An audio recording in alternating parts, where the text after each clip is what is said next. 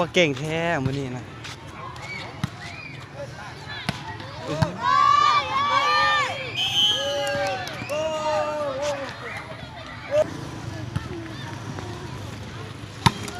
มาแล้ว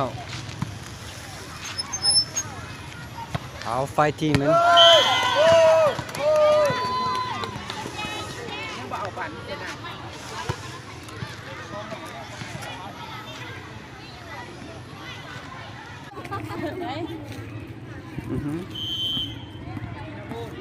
เอา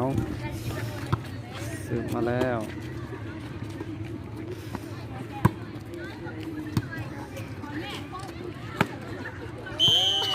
ไอ้หมาเธอกระทะแล้วกินแทนเนี่ยพ่อ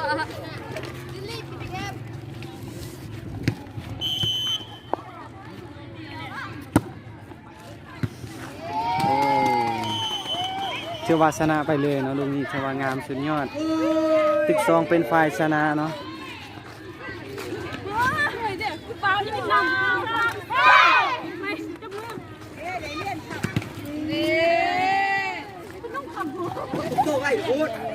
ถือว่าเบอร์10กับแมนธรรมดาเนาะถือว่ากรุ๊ปเอาเลยไม่ได้ยิงกระท่าค่อย